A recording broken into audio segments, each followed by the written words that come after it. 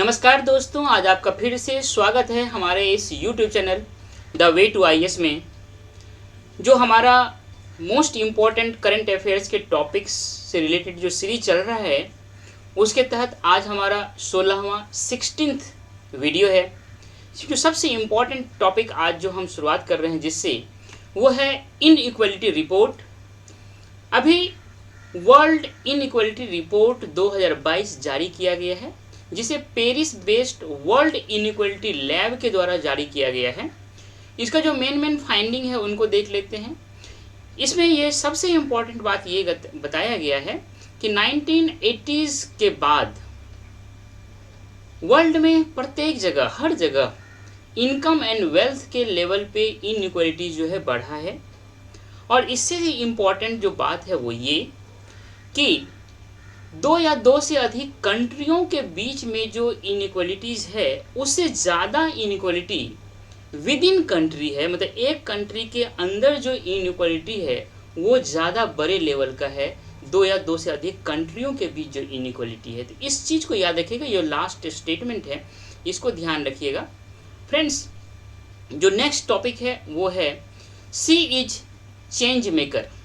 Friends, ये एक programme है जिसे लॉन्च किया गया है नेशनल कमीशन फॉर वुमेन के द्वारा। इसका जो एम है वो है इम्प्रूव करना लीडरशिप स्किल को। किस में? तो जो ग्रास रूट लेवल पे वुमेन पॉलिटिकल लीडर्स है उनमें। दूसरा पॉइंट है कि इन्हांस करना है कैपेसिटी बिल्डिंग प्रोसेस को वुमेन पॉलिटिकल लीडर्स में। तीसरा है इम्प्रूव करना है जो ये वुमेन पॉलिटिकल लीडर्स है उनमें डिसीजन मेकिंग को। और द फोर्थ है डेवलप करना है इस वुमेन पॉलिटिकल लीडर्स जो ग्रास रूट लेवल के हैं उनमें कम्युनिकेशन स्किल, खास करके ओरेशन एंड राइटिंग स्किल को। साथ ही साथ जो वुमेन रिप्रेजेंटेटिव्स हैं प्रत्येक लेवल पे, नेशन और स्टेट में जो पॉलिटिकल पार्टीज है उनके जो ऑफिशियल बियरर्स हैं, वो जो वुमेन है उनको भी ट्रेन करना है। ये इनका मेन पर्पस है। सो ये जो टॉपिक है सी इज ए चेंज मेकर, ये बहुत ही इम्पोर्टेंट टॉपिक है, इसको याद रखिएगा। ये पीटी में भी आ सकता है और मेंस में भी आप इसको लिख करके अपने आंसर को और ज़्यादा अच्छा कर सकते हैं। फ्रेंड, जो नेक्स्ट टॉपिक है वो है अटल रैंकिंग। ये क्या है? Institutions on innovation achievements. मतलब एक रैंकिंग किया जा रहा है उन इंस्टीट्यूशंस को, और उस इंस्टीट्यूशन का जो स्केल होगा जिस पे रैंकिंग किया जा होगा वो होगा इनोवेशन अचीवमेंट्स के फील्ड में जो डेवलपमेंट हुआ है, जो अचीवमेंट हुआ है, उनके आधार पे ये रैंकिंग किया जाएगा। और इस रैंकिंग का नाम अटल रैंकिंग रखा गया है। फ्रेंड्स, ये जो इनिशिएटिव्स है ये मिनिस्ट्री ऑफ एजुकेशन के द्वारा लिया गया है, और जो पर्पस है वो है कि सिस्टमेटिकली रैंक करना है जितने भी हायर एजुकेशनल इंस्टीट्यूशंस है इन इंडिया, उनको रैंकिंग करना है। और जो इंडिकेटर होगा जिसके आधार पर रैंकिंग करना है वो है innovation, startup and entrepreneurship development. जो उस इंस्टीट्यूशंस में स्टूडेंट्स और फैकल्टीज़ के बीच जो ये तीन डेवलपमेंट होंगे, इनोवेशन का, स्टार्टअप का और एंटरप्रेन्योरशिप का, इस तीनों इंडिकेटर के आधार पे रैंकिंग किया जाएगा। और अभी जो रैंकिंग किया गया है उसमें पहला रैंकिंग जो है वो IIT मद्रास को किया गया है और दूसरा IIT मुंबई को किया गया है। ये 2021 में जो रैंकिंग किया गया है उसमें ये first position IIT Madras and second position IIT Mumbai को है। फ्रेंड्स, जो हमारा नेक्स्ट टॉपिक है वो है श्रेष्ठ योजना। बहुत ही इम्पोर्टेंट योजना है। बाबा साहब अम्बेडकर का जो 66th डेथ एनिवर्सरी है, मतलब डेथ एनिवर्सरी को महापरिनिर्वाण दिवस के रूप में भी मनाते हैं। तो 66th डेथ एनिवर्सरी के अवसर पे इस श्रेष्ठ योजना को लॉन्च किया गया है।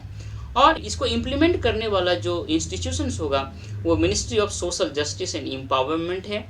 इसका जो एम है वो है सोशियो इकोनॉमिक अपलिफ्टमेंट करना है और ओवरऑल डेवलपमेंट करना है शेड्यूल्ड कास्ट स्टूडेंट्स की। जो मेन चीज़ है जो क्वेश्चन में आ सकता है उसको बहुत बारीकी से ध्यान रखना है कि इसमें करना क्या है। इसमें हमें रेसिडेंशियल एजुकेशन देना है, पहला रेसिडेंशियल एजुकेशन, और जितने भी रेपुटेड प्राइवेट स्कूल है उनमें देना है।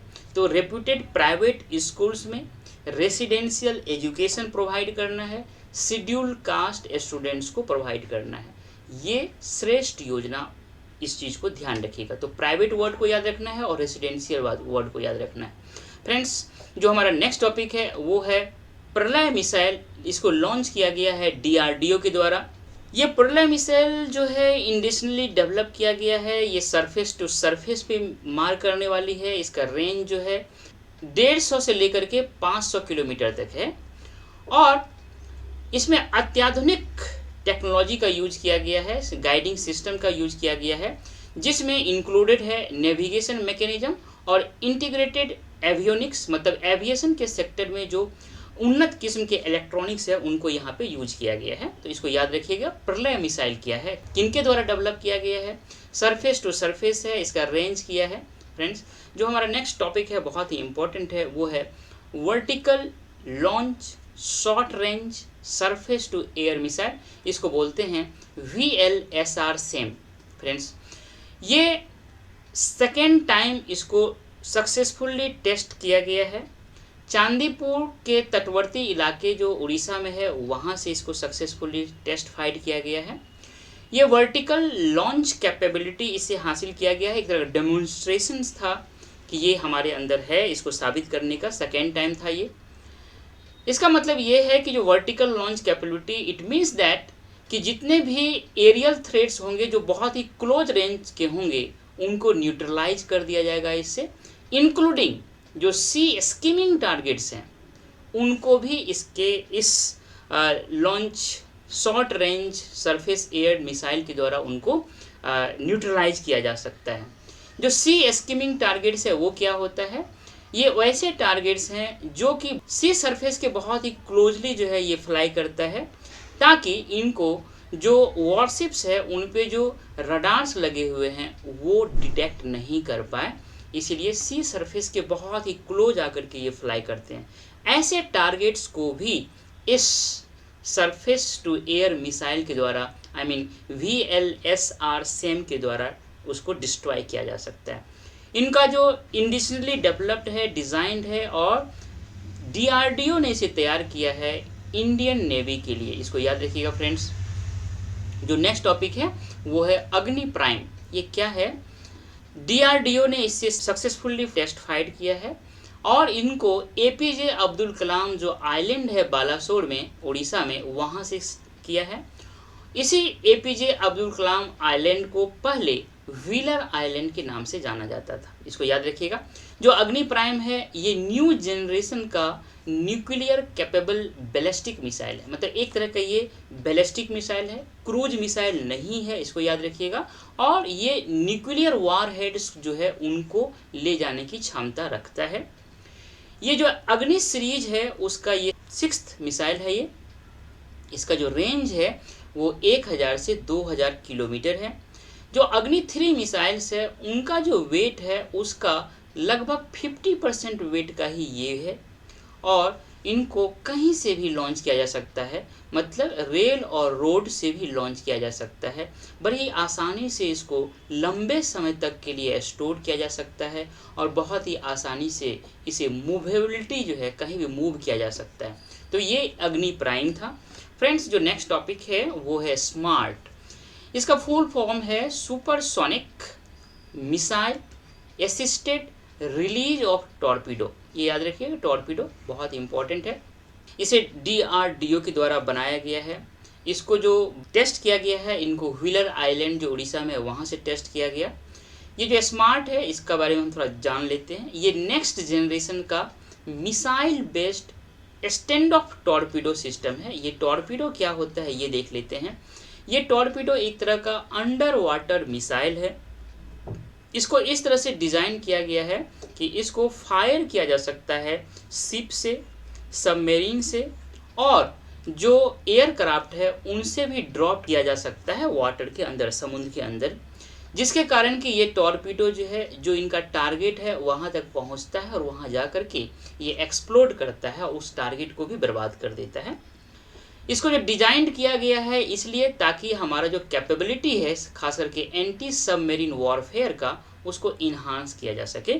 फ्रेंड्स, टॉर्पीडो से संबंधित अगर और अच्छी तरह से जानकारी क्या होता है देखना हो तो आप जो गाजी मूवी आई थी जिसमें कि भारत और पाकिस्तान के बीच जो युद्ध हुआ था उसमें टॉर्पीडो का युद्ध दिखाया गया है, टॉर्पीडो से कैसे युद्ध होता है समुद्र के नीचे में वो दिखाया गया है, उसको आप देख सकते हैं तो और ज़्यादा कंसेप्ट क्लियर होगा। फ्रेंड्स, जो नेक्स्ट टॉपिक है वो है संत मिसाइल। संत का फुल फॉर्म है stand of anti tank missile है ये संत। ये डीआरडीओ और इंडियन एयरफोर्स जो है सक्सेसफुली दोनों ने मिलकर के इसको टेस्ट फायर किया है। इंडस्ट्रियली डिज़ाइंड है और डेवलप है। इसको हेलीकॉप्टर से लॉन्च किया जा सकता है इस संत मिसाइल को, मतलब हेलीकॉप्टर से इसे फायर किया जा सकता है। ये जो संत मिसाइल है ये इक्विप्ड है स्टेट ऑफ द आर्ट, मतलब मॉडर्न जो उन्नत जो टेक्नोलॉजी है उससे, जिसमें मिलीमीटर वेव सीकर इसमें लगा हुआ है कि बहुत मिलीमीटर लेवल तक के वेव को ये सीख कर सकता है, खोज सकता है। और इसके द्वारा जो है हाई प्रिसीजन स्ट्राइक रेट मतलब होता है कि मतलब बिल्कुल अचूक निशान लगाने वाली क्षमता है इसको। बहुत ही सेफ डिस्टेंस से भी आप अचूक निशान लगा करके दुश्मन के टैंक को बर्बाद किया जा सकता है, ये इसकी विशेषता है। फ्रेंड्स, जो नेक्स्ट टॉपिक है वो है पिनाका ईआर। पिनाका ये क्या है? पिनाका ईआर का मतलब है एक्सटेंडेड रेंज। ये multi barrel rocket launch system है। इनको अभी सक्सेसफुली टेस्ट किया गया पोखरन रेंज से। ये जो ईआर है पिनाका एक्सटेंडेड रेंज जो है इनका पहले के तुलना में बहुत ज़्यादा है। अभी इसका रेंज जो है 70 किलोमीटर है और जो पहले जो अभी भी एग्जिस्ट कर रहे हैं उनका सिर्फ और सिर्फ 45 किलोमीटर ही रेंज था उस मिसाइल का। जो पिनाका जो है ये फायर कर सकता है 44 सेकेंड में लगभग 12 रॉकेट को एक साथ फायर कर सकता है, इसलिए बहुत इंपॉर्टेंट है। इसको जो डिज़ाइन किया गया है वो डीआरडीओ का armament research and development establishment laboratory इनके और Pune based high energy material research जो लैबोरेटरी है इन दोनों के संयुक्त प्रयास से इसको डिज़ाइन एंड डेवलप किया गया है पिनाका ईआर को। फ्रेंड्स, जो नेक्स्ट टॉपिक है वो हमारा पेमेंट बैंक से रिलेटेड है। ये चर्चा में इसलिए है क्योंकि अभी जो है पेटीएम पेमेंट बैंक को दिया गया है दर्जा शेड्यूल बैंक का। ये आरबीआई जो है उनके द्वारा दिया गया है। जो शेड्यूल बैंक होता है उनको कहते हैं जो आरबीआई का जो reserve bank of India act 1934 है उसके तहत जो सेकेंड शेड्यूल है उनमें जब इंक्लूड कर दिया जाता है किसी भी बैंक को तो उसको शेड्यूल बैंक कहा जाता है। जो इससे पहले अदर पेमेंट बैंक्स थे वो फिनो पेमेंट्स बैंक को इंक्लूड किया जा चुका है, इंडियन पोस्ट पेमेंट बैंक को किया जा चुका है। शेड्यूल बैंक में इंक्लूड करने के बाद बहुत सारे बेनिफिट्स होते हैं, इनको आप डिटेल में पढ़ लीजिएगा। ये पीटी और मेंस दोनों के लिए इम्पोर्टेंट है। पिछले वीडियो में कहीं हमने इसके बारे में डिस्कस किया है। जो पेमेंट बैंक्स होते हैं उनके बारे में जान लेते हैं। इनका जो निर्माण है ये आरबीआई का एक कमिटी था जिनका नाम था नचिकेत मोर कमिटी, उनके रिकमेंडेशंस पे ये बैंक क्रिएट किया गया और ख़ास करके 2013 में इसे क्रिएट किया गया इस तरह के पेमेंट बैंक को। इस तरह के पेमेंट बैंक को जो रजिस्टर्ड किया जाता है वो कंपनीज एक्ट 2013 के तहत और इनको जो लाइसेंस मिलता है वो अंडर बैंकिंग रेगुलेशन एक्ट 1949 के तहत मिलता है। फ्रेंड्स, इस तरह से ये जो है आज का हमारा ये वीडियो इस 10 मोस्ट इम्पॉर्टेंट टॉपिक से रिलेटेड था। फ्रेंड्स, मुझे उम्मीद है कि आपको ये वीडियो बहुत ही अच्छा लगा होगा, इसलिए आपसे मेरा ये हम्बल रिक्वेस्ट है कि हमारे इस चैनल को सब्सक्राइब कीजिएगा, लाइक कीजिए, अपना वैल्यूएबल कमेंट दीजिए और अपने दोस्तों के बीच शेयर कीजिए। फ्रेंड्स, मिलते हैं नेक्स्ट वीडियो में। Thank you dear.